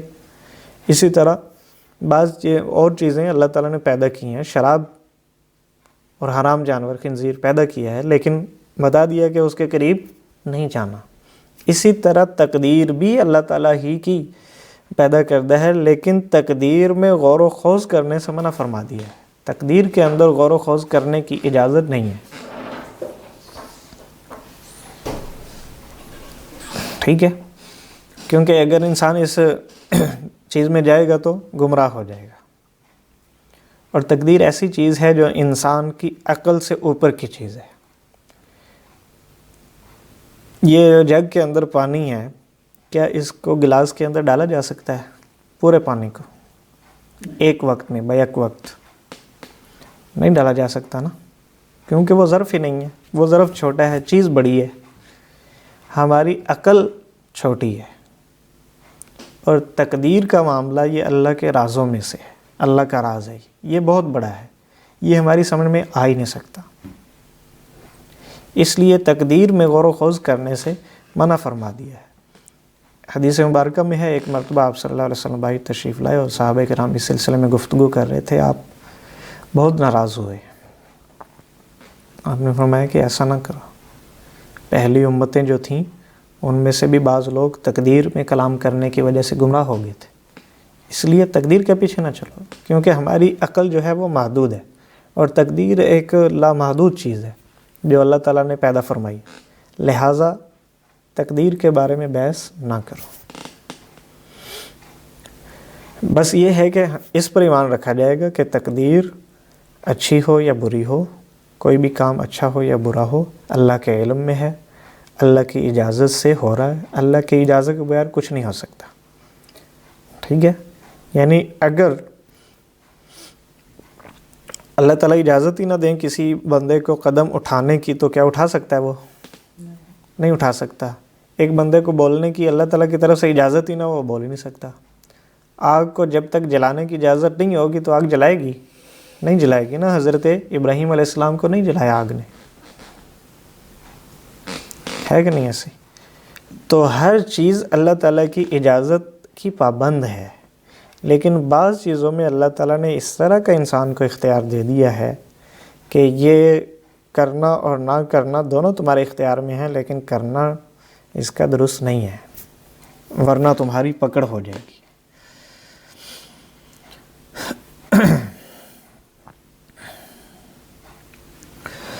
تو اس طرح تقدیر کے اوپر ایمان رکھا جائے گا، اور لیکن تقدیر کے اندر زیادہ غور و خوض کرنا جو ہے وہ منع ہے، اور اس کو آزمائش سمجھیں گے۔ اللہ تعالیٰ کی طرف سے آزمائش ہے، امتحان ہے، اس کے پیچھے نہیں پڑنا۔ جو بھی اس کے پیچھے پڑنے کی کوشش کرے گا تو اس کو کوئی راستہ مل نہیں سکے گا، کیونکہ اس کا کوئی راستہ ہے۔ غیب پر ایمان رکھا جائے گا۔ ایمان نام ہے کس چیز کا؟ غیب کا۔ ایمان نام ہے غیب کا۔ تو یہاں تک ایمانیات مکمل ہو گئیں۔ آپ صلی اللہ علیہ وسلم نے حضرت جبرائیل علیہ السلام کو جواب دے دیا کہ ایمان یہ ہے کہ تو اللہ پر اور اس کے فرشتوں پر، اس کی کتابوں پر، اس کے رسولوں پر، آخرت کے دن پر اور اچھی بری تقدیر کے اوپر ایمان رکھے، یہ ہے ایمان۔ تو یہاں آپ صلی اللہ علیہ وسلم نے ایمان کے جواب میں ساری ایسی چیزوں کا ذکر فرمایا ہے جن کا تعلق انسان کے دل کے ساتھ ہے، کیونکہ ایمان کا جو محل ہے وہ دل ہے۔ ایمان کہتے ہیں تصدیق کرنے کو، کسی چیز کو دل سے مان لینے کو۔ زبان سے ماننے کا نام ایمان نہیں ہے، دل سے ماننے کا نام ایمان ہے۔ زبان سے ماننے کا نام کیا ہے؟ نہیں، ابھی جو اوپر آیا اسلام۔ زبان سے اقرار کریں گے تو اسے اسلام کہا جائے گا کہ بندہ مسلمان ہو گیا، لیکن مومن کس وقت ہوتا ہے؟ جب دل سے مانتا ہے، ٹھیک ہے؟ ایمان اور اسلام ایک ہی چیز ہے۔ ہمیں تعریفات سے سمجھ میں آ گیا کہ اصل میں تو یہ ایک چیز نہیں ہے۔ ایمان کا تعلق ظاہر کے ساتھ ہے، باطن کے ساتھ ہے، اسلام کا تعلق ظاہر کے ساتھ ہے، لیکن یہ ہیں ایک دوسرے کے ساتھ بالکل ملی ہوئی، لازم ملزوم ہے۔ ایمان کے بغیر اسلام نہیں پایا جا سکتا، اسلام کے بغیر ایمان نہیں پایا جا سکتا، ٹھیک ہے؟ ہیں دونوں الگ چیزیں، لیکن ایک دوسرے سے ایسے ملی ہوئی ہیں کہ دونوں ایک دوسرے کے بغیر نہیں پائی جا سکتی۔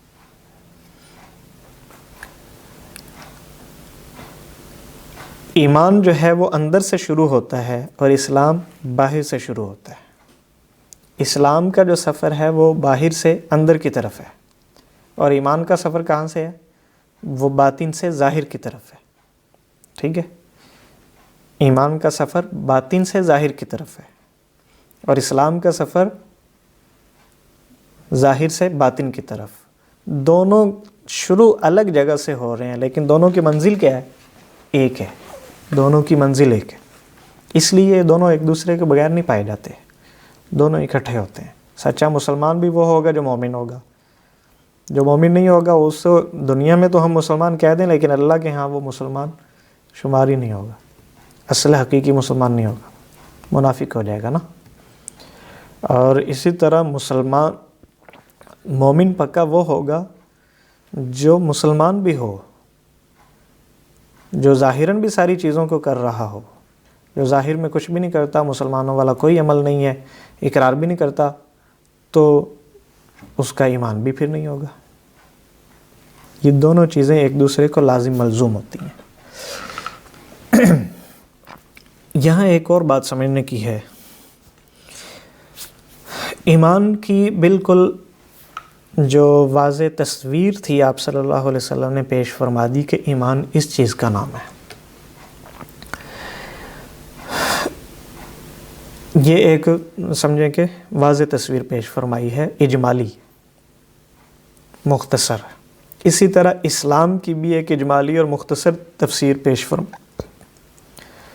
صرف ان 5 چیزوں کا نام تو اسلام نہیں ہے نا، شہادتین، نماز، روزہ، حج، زکوٰۃ، ان کے علاوہ بھی تو وضو کرنا بھی تو اسلام میں ہے، اسی طرح معاملات کرنا اسلام میں ہے، نکاح کرنا بھی تو اسلام میں ہے نا۔ تو یہاں پر جو صرف بڑی چیزیں تھیں ان کا ذکر کیا گیا ہے، ورنہ اسلام پورے دین کا نام اسلام ہے۔ تمام جو زندگی کے ہر شعبے سے بحث کرتا ہے، جو زندگی کے ہر شعبے کے بارے میں احکامات دے رہا ہے، وہ ہے اسلام۔ سارے احکام اس میں آئیں گے، لیکن ان میں سے جو سب سے بڑے تھے ان کو ذکر فرما دیا، ٹھیک ہے۔ اور ان چیزوں سے اشارہ بھی ہو گیا کہ جتنی بھی چیزیں ہیں وہ جو ظاہر میں انسان نے کرنی ہوتی ہیں، اسلام کا تعلق ان سب کے ساتھ ہے، خواہ وہ عبادت کے ساتھ ان کا تعلق ہو، یا ان کا تعلق معاملات کے ساتھ ہو، یا ان کا تعلق مارکیٹ کے ساتھ ہو، یا عدالت کے ساتھ ہو، یا بین الاقوامی طور پر ان کا تعلق ظاہر میں ہے نا، کرنے کے ساتھ ہے۔ تو اسلام بھی نام ہے ظاہر کے جو اعمال ہیں ان کو کرنے کا۔ اسی طرح ایمان صرف ان چیزوں پر ایمان لانے کا نام نہیں ہے، یہ تو بڑی چیزوں کو آپ نے بیان فرما دیا، اجمالی طور پر ایمان ہے۔ یہ ایمان نام ہے ہر اس چیز پر کو ماننے کا، تصدیق کرنے کا جو آپ صلی اللہ علیہ وسلم اللہ تعالیٰ کی طرف سے لے کر آئے ہیں اور جو مشہور و معروف ہیں، ٹھیک ہے۔ یعنی مشہور و معروف بھی ہوں، مشہور کیا ہوں کہ یہ دین کا حصہ ہیں، جن کو ثابت کرنے کے لیے لوگوں کو دلیل کی ضرورت نہ دینی پڑے، یعنی دلیل دینے کی ضرورت نہ پڑے۔ جیسے مسواک ہے، مثال کے طور پر واضح ہے نا، سب مسلمانوں کو پتہ ہوتا ہے کہ مسواک دین کا حصہ ہے، آپ صلی اللہ علیہ وسلم کی سنت ہے۔ تو ایسی چیزیں جو مشہور و معروف ہیں اور وہ آپ صلی اللہ علیہ وسلم لے کر آئے ہیں، ان سب کی تصدیق کرنے کا نام کیا ہے؟ ایمان ہے، ٹھیک ہے۔ یعنی آسان لفظوں میں جو بھی آپ صلی اللہ علیہ وسلم اللہ تعالیٰ کی طرف سے احکامات لے کر آئے ہیں، ان سب پر ایمان لانے کا نام ایمان ہے۔ اب جب ایمان اور اسلام آ گیا ہے تو کفر کی تعریف بھی سامنے آنی چاہیے۔ کفر جو ہے وہ اسلام کا، ایمان کا مقابل ہے۔ ایمان نام ہے ساری چیزوں پر ایمان لانے کا، تصدیق کرنے کا، اور کفر کیا ہوگا؟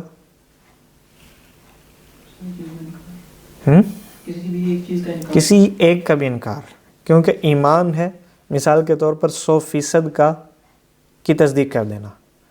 اگر اس میں سے ایک کی بھی تکذیب کر دی تو پھر 100% تو نہ رہا نا، پھر وہ ایمان تو نہ رہا۔ جب ایمان نہیں رہا تو کیا آ گیا؟ کفر آ گیا۔ تو ایمان میں تمام چیزوں کو گھیرا جائے گا۔ ایمان نام ہے ان تمام چیزوں کی تصدیق کرنے کا جو آپ صلی اللہ علیہ وسلم اللہ تعالیٰ کی طرف سے لے کر آئے ہیں اور وہ لوگوں کو معلوم ہے، مشہور و معروف ہے۔ اب ان کو کہتے ہیں ضروریات دین۔ ضروری سے ضروریات دین۔ ضروریات دین وہ چیزیں ہوتی ہیں جن کا دین کا حصہ ہونا بالکل واضح ہو۔ اب ان ضروریات دین میں سے کسی ایک کا بھی انکار کر دینا یہ کفر ہے، کیونکہ پھر ایمان نہیں رہے گا۔ ایمان نام تھا 100% کو ماننے کا، اگر 100 میں سے 1% بھی نہیں مانا تو وہ ایمان تو نہ رہا، وہ تو کفر ہو گیا۔ تو اس لیے یہ بھی لوگوں کو نا بڑی غلط فہمی پیدا ہوتی ہے کہ ایک آدمی ہے وہ سب کچھ کر رہا ہے، وہ کلمہ بھی پڑھتا ہے، وہ نماز بھی پڑھتا ہے، وہ سارے کام کر رہا ہے، پھر بھی اس کو کافر کہہ رہے ہیں۔ بھئی اس کے اوپر اگر علماء نے، اہل علم نے کفر کا فتویٰ یا کفر کا حکم لگایا ہے تو وہ کس وجہ سے لگایا ہے؟ کہ اس نے ضروریات دین میں سے کسی ایک کا انکار کر دیا.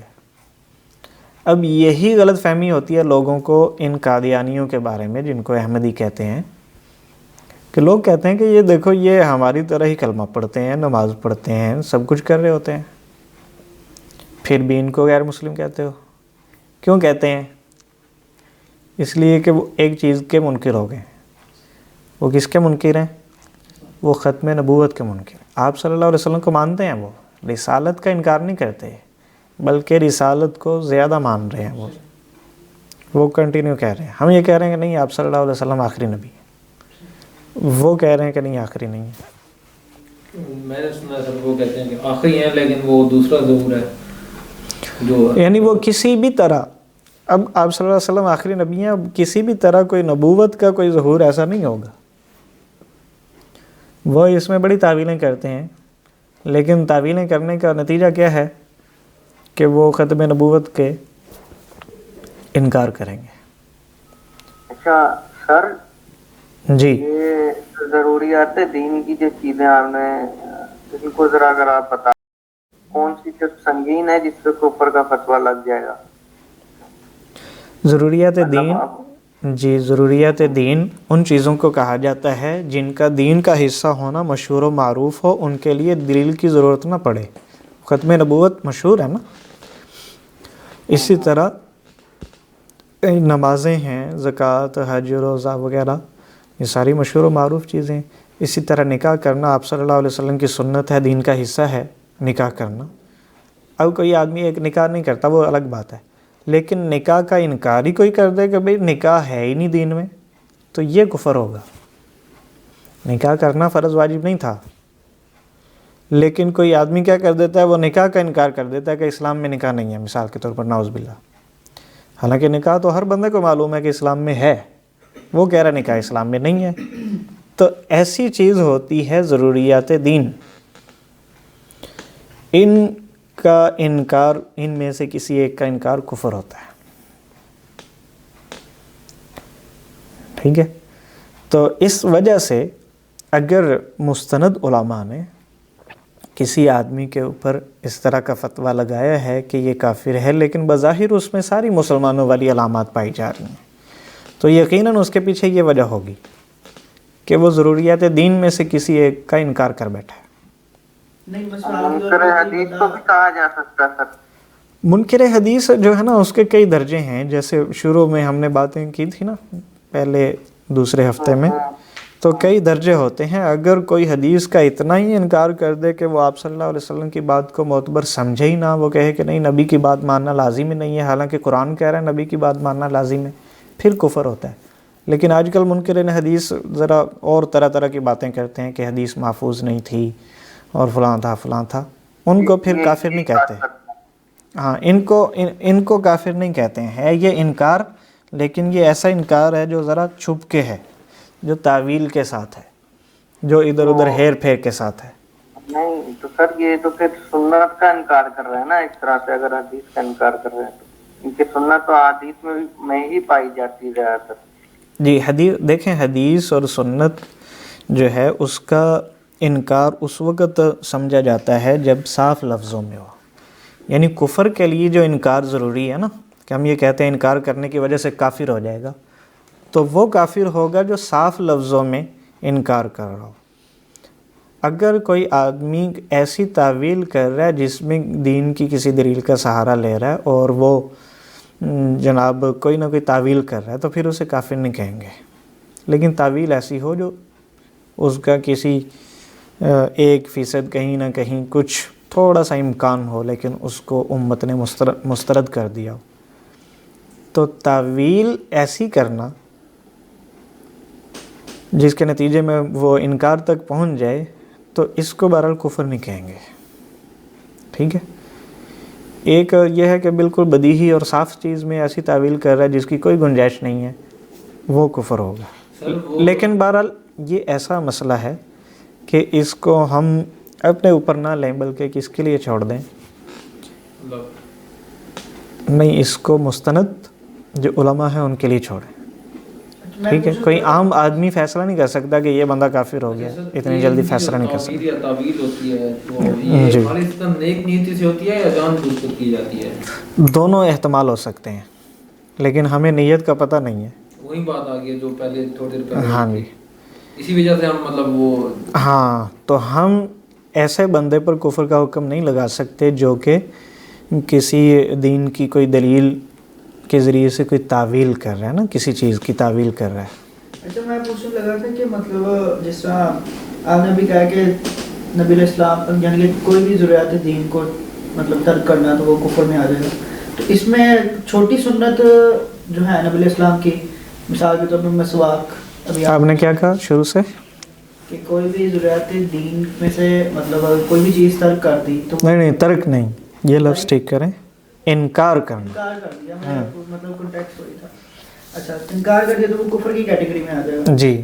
تو اگر اسی طرح اگر چھوٹی سنت میں سے کوئی کسی کا انکار کر دیتا ہے, مسواک کا مثال کے طور پر انکار کرتا ہے, یہ کفر ہوگا.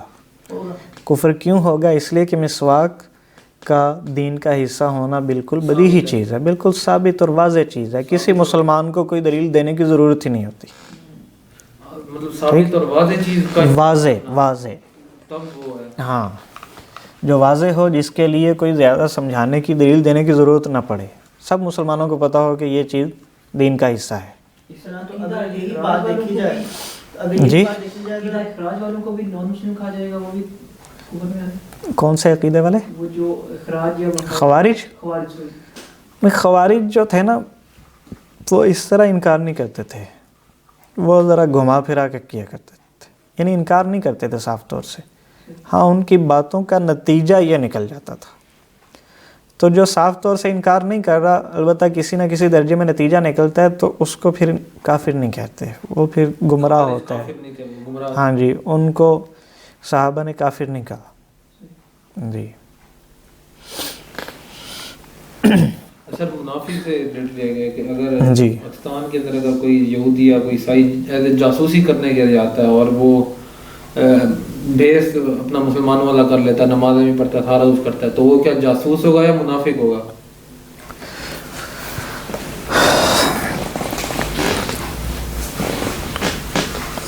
جو اسلام کا اظہار کر رہا ہے, یعنی کہہ رہا ہے کہ میں مسلمان ہوں, جاسوسی کے لیے صرف, تو منافق بھی ہے. اور منافق جو ہوتا ہے وہ کافر تو ہوتا ہی ہے, کیونکہ وہ اندر سے یقین تو نہیں رکھتا. منافق کافر ایک تو کافر تو ہوتا ہی ہے اور اس سے بھی نیچے والا درجہ ہوتا ہے اس کا. ہاں, منافق کا ذرا گناہ ڈبل ہو جاتا ہے, انکار اور انکار کے ساتھ اس کو چھپانا. لیکن سر اگر کوئی مان لے ساری باتیں, دلی طور پہ ہی مان لے کہ یہ ساری چیزیں مان لے, اور لیکن اپنے نفس کی وجہ سے یا کسی اور چیز کی وجہ سے, نفس خواہشات کی وجہ سے کسی چیز کو عمل میں نہیں لاتا, تو اس چیز میں کیا عملاً وہ منافق ہوگا؟ کہتا تو ہے ہاں ٹھیک ہے ایسا کرنا چاہیے, لیکن کوشش نہیں کرتا وہ کام ٹھیک کرنے کی. ہاں جی, وہ دیکھو منافق نہیں ہے, لیکن اس کو صورتاً منافق کہہ دیتے ہیں. یعنی وہ جو جس کا ذکر آتا ہے منافق کا, وہ اور وہ منافق جو جہنم کے بالکل نچلے درجے میں ہوگا وہ نہیں ہے. اس سے مراد ہوتا ہے عقیدے والا منافق. ہاں, جو عملی طور سے جس میں نفاق پایا جا رہا ہے, عملی طور سے نفاق کا یہی مطلب ہے نا کہ ہے تو مسلمان لیکن کام مسلمانوں والے نہیں کر رہا, ہے تو مسلم لیکن نماز نہیں ادا کر رہا, تو یہ عملی کوتاہی ہے. اس کو عملی نفاق بھی کہہ دیتے ہیں.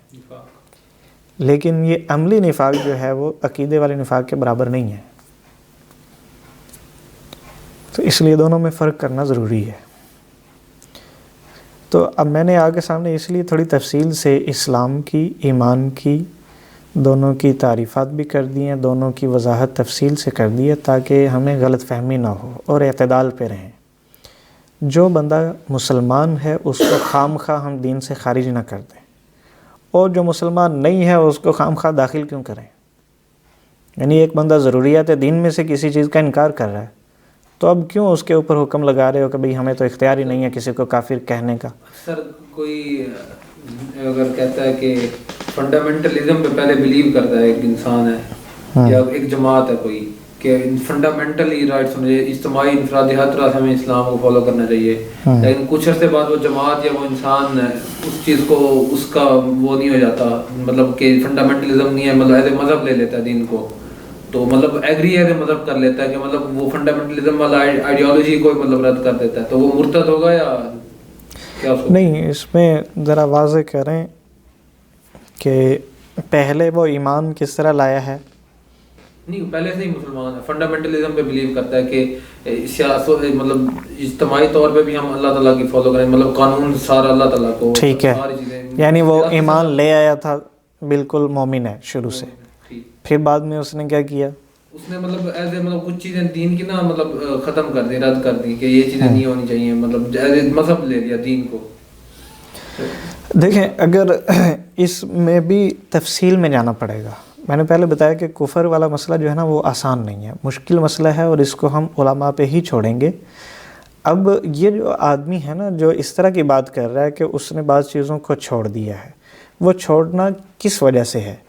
اگر اس وجہ سے ہے کہ سستی کی وجہ سے جیسے عام لوگوں میں ہے، تو وہ پھر وہ تو کفر نہیں ہے. سستی نہیں، وہ اس کی سوچ ہی ایسے کہ ایک بندے کی سوچ یہ ہے کہ یہ جو چیز ہے اسلام میں نہیں ہے.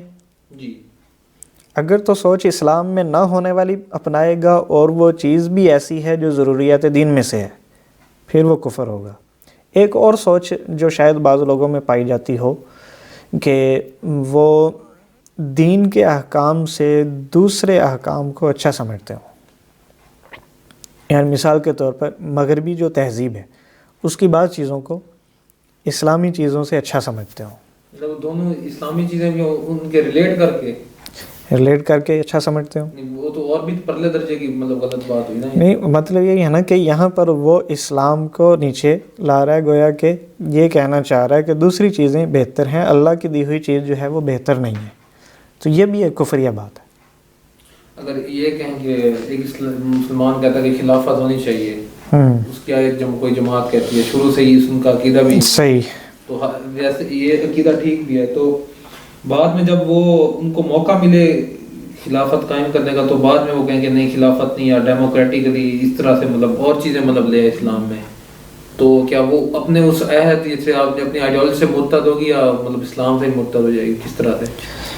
نہیں، یہ موضوع جو ہے نا ایسا تفصیلی ہے کہ دیکھو، خلافت اور جمہوریت، خلافت کیا چیز ہے اور جمہوریت کیا چیز ہے. اگر پیور جمہوریت ہے، اسلامک جمہوریت نہیں، پیور جمہوریت پہ کب وہ ہو جائے؟ دیکھو، پیور جو جمہوریت ہے نا وہ پتہ کیا چیز ہے، وہ تو اس کا جو بنیادی بات ہی یہ ہے کہ سپریم عوام ہے. تو جو ایمان ہی عوام کے اوپر رکھے گا وہ کیسے مومن ہو سکتا ہے؟ جمہوریت کا اصل مطلب یہ ہے کہ عوام جو کہہ دے گی بس ماننا ہے اسے، اکثریت. یعنی اسی وجہ سے مغرب میں جو یہ فوش قسم کے وہ انہوں نے قوانین بنا دیے ہم جنس پرستی کے مثال کے طور پر، وہ خود بھی اس کو برا سمجھتے ہیں. ان کے مفکرین کیا اس کو صحیح سمجھتے ہیں؟ نہیں سمجھتے ہوں گے، خود ان کے نتائج سے تنگ آئے ہوئے ہیں، لیکن مجبور ہو گئے کس وجہ سے کہ عوام کا مطالبہ ہے، اکثریت یہ مطالبہ کر رہی ہے. تو اگر اس چیز کو خدا بنا لیا کہ عوام جو کہے گی بس وہ ہے اصل، ان کی مرضی، یہ ٹھیک نہیں ہے. تو اگر کوئی مسلمان بھی نعوذ باللہ ایسا عقیدہ بنا لے کہ نہیں جو اکثریت کہہ دے گی وہ ٹھیک ہوگا، تو یہ درست نہیں ہے، یہ کفریہ بات ہے. کفریہ بات ہے، اس کا عقیدہ وہ کافر ہوگا کیا؟ اس کو کیا ظاہر ہے اگر یہ عقیدہ بنائے گا تو وہ کفر میں داخل ہوگا نا. اس کا نتیجہ کیا نکلے گا؟ نتیجہ یہ نکلے گا کہ وہ اللہ تعالیٰ کے حکم کو سپریم نہیں مان رہا ہے، اس کو سب سے اوپر مان ہی نہیں رہا، وہ اس کو نیچے لا رہا ہے، تو لہٰذا وہ نتیجہ کفر ہے. اس بیس پہ مطلب اسی بیس پہ دیکھا جائے تو ہمارے جو یہاں پہ ہر 5 سال بعد الیکشن ہوتے ہیں اور پھر اس میں ساری عوام ووٹ دیتی ہے، تو وہ اسی نظام کو ووٹ کر کے نہیں. ہمارے ہاں دیکھو مختلف ہے. آئین میں یہ نہیں لکھا ہوا کہ عوام جو ہے وہ سپریم ہے، آئین میں یہ لکھا ہوا ہے کہ اللہ تعالیٰ کی بات حرف آخر ہے. ٹھیک ہے، پریکٹیکلی تو اس طرح نہیں نا، پریکٹیکل ملا جلا ہے، ذرا ملا جلا سا چل رہا ہے ہمارے ہاں. آدھے تیتر ہیں آدھے بٹیر ہیں. اور لیکن نا دونوں طرح کی قوتیں چل رہی ہیں. مائنڈ اٹھا لیں. ٹھیک ہے سود کس طرح جڑوں میں بیٹھا ہوا ہے. یعنی سود کو یہ لوگ جائز نہیں کہتے, جائز تو نہیں کہتے لیکن مطلب بلکہ کیا کہتے ہیں, وہ یہ کہتے ہیں کہ مشکل ہے, گزارا نہیں ہو رہا, لیکن جائز نہیں سمجھتے اسے. اگر سود کو جائز سمجھیں گے تو انکار لازم آئے گا, کفر وہ ہوگا. دل میں تو جائز ہی سمجھ رہے ہیں نا, اوپر سے تو بہانے مار رہے ہیں وہ. ہاں یہ آپ کی بات ٹھیک ہے, لیکن مسئلہ یہ ہے کہ دل پہ ہم مطمئن نہیں ہو, مطلع نہیں ہو سکتے نا, دل پہ ہم مطلع نہیں ہو سکتے, اس لیے ہمیں دل کا مکلف بنایا ہی نہیں گیا. تو ہمیں لگ یہ رہا ہے کہ شاید وہ دل سے بھی راضی ہیں اس کے اوپر, دل سے جائز سمجھتے ہیں, لیکن ہم کیسے معلوم کریں ان کے دل کی بات؟ یا تو وہ خود زبان سے کہہ دیں کہ اچھا جی سود جائز ہے, زبان سے کہتے نہیں ہیں وہ. ان کو ٹارچر سیل میں لے کر جایا جائے, ٹارچر سیل میں صحیح بولے گا سر. ابھی آپ نے کہا کہ مطلب ایمان ہو اور ایمان کو بظاہر شو نہیں کر رہا تو وہ کافر ہے. ٹھیک ہے, اگر وہ دل سے مانتے ہیں کہ غلط ہے تو اس کے خلاف بھی کام نہیں کر رہے تو اس طرح وہ بھی کافر ہوئے.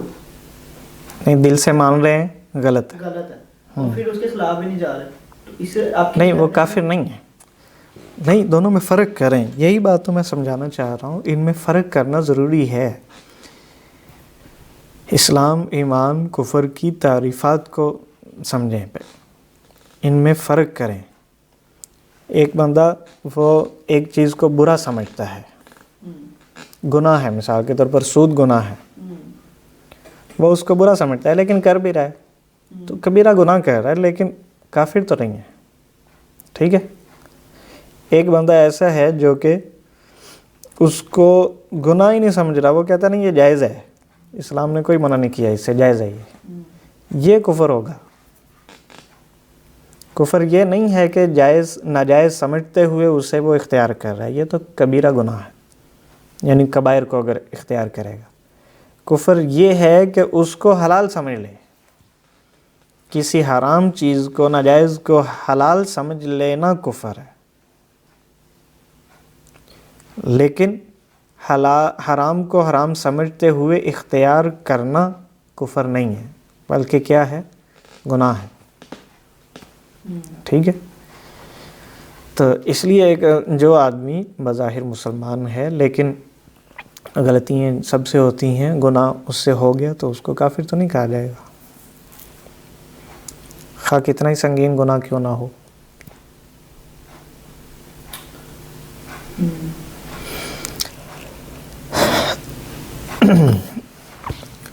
اسی طرح جو آدمی اسلام ظاہر کر رہا ہے اس سے بھی کافر نہیں کہا جائے گا, اگر ضروریات دین میں سے کسی کا وہ انکار نہیں کر رہا ہے.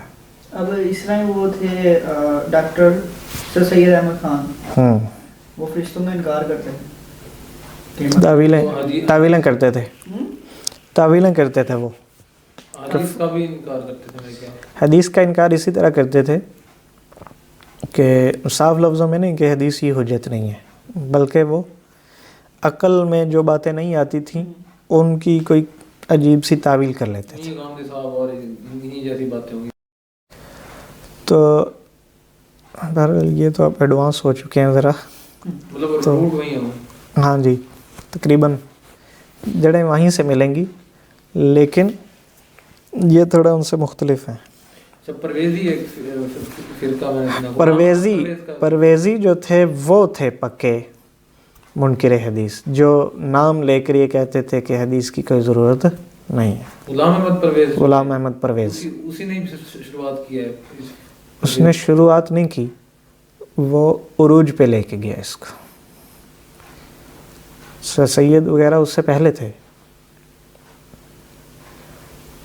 تو وہ عروج پہ لے گیا, یعنی انہوں نے بالکل یہی انکار کر دیا. انہوں نے کہا کہ نہیں حدیث کی ضرورت ہی نہیں ہے, حجت ہی نہیں ہے, ہم مانتے ہی نہیں ہیں اس کو, صاف لفظوں میں. لیکن یہ جو دوسرے حضرات ہیں وہ تو یہ نہیں کہتے کہ حدیث کی ضرورت نہیں ہے یا حدیث کو حجت نہیں سمجھتے. ہاں وہ ان کی عقل میں یا ان کو جو بات صحیح نہ لگے اس کی کچھ تعویل کر لیتے ہیں. تو ان کو منکر حدیث کہا جائے گا, تعویل کرنے میں منکر حدیث کہا جائے گا انہیں. اگر جو اہل حدیث یا مطلب اس طرح کے جو احناف ہیں ان کے ریلیٹڈ اگر کوئی ان کی کچھ حدیث ملتی ہیں تو ان کا انکار ہی کر دیتے ہیں سرے سے, تو وہ ان کو بھی منکر حدیث کہا جائے گا؟ ایک تو ہے وہ اپنے فقہ پر کاربند ہے کہ ہم اپنی فقہ کو فالو کریں گے، ٹھیک ہے، لیکن وہ حدیث کو بھی ٹھیک مانیں، وہ تو نہیں ہوں گے. لیکن وہ جو کہتے ہیں کہ حدیثیں ہی ٹھیک نہیں، پھر دیکھو ایک چیز ہے کہ حدیث کمزور ہے، اس کو وہ کہہ رہے ہیں کہ یہ حدیث ضعیف ہے، وہ تو ہے. اور اس کو بڑے ائمہ میں سے کسی نے جو اس چیز فن کے امام تھے انہوں نے کہا بھی ہے، تو پھر ایسے بندے کو تو منکر حدیث نہیں کہیں گے. جو مستند حدیث ہے اس کو کہا جائے گا. مستند کو اگر کوئی ضعیف کہہ دے گا تو اسے کہا جائے گا، جیسے یہ لوگ کرتے ہیں غامدی وغیرہ، یہ مستند احادیث کو بھی ضعیف کہہ دیتے ہیں کیونکہ ان کے اپنے اصول ہیں حدیث کو پرکھنے کے، تو اس لیے ان کو کہا جائے گا منکر حدیث، اس لیے کہ ان کے اس انکار کی وجہ سے ایسا بہت سا ذخیرہ حدیث جو صحیح ہے وہ انہوں نے ایک سائڈ پہ کر دیا ہے. ٹھیک ہے، چلیں جی، اور کوئی آپ کا سوال ہو؟ مجھے آپ نے کچھ مسئلے ڈسکس کرنے ہیں لیکن ہاں بالکل، انشاءاللہ یہ حدیث چونکہ باقی ہے اگلی کلاس میں بھی اس کو کیا جائے گا، تو اس کلاس میں تھوڑی سی جو آخر میں ایمان اسلام کے بارے میں باتیں آئی ہیں نا اس کو دوہرا بھی لیں گے پھر. نہیں مجھے کچھ اور پرسنل ایشو ہے. ٹھیک ہے، ہاں جی، ٹھیک ہے جی، السلام علیکم. اللہ حافظ.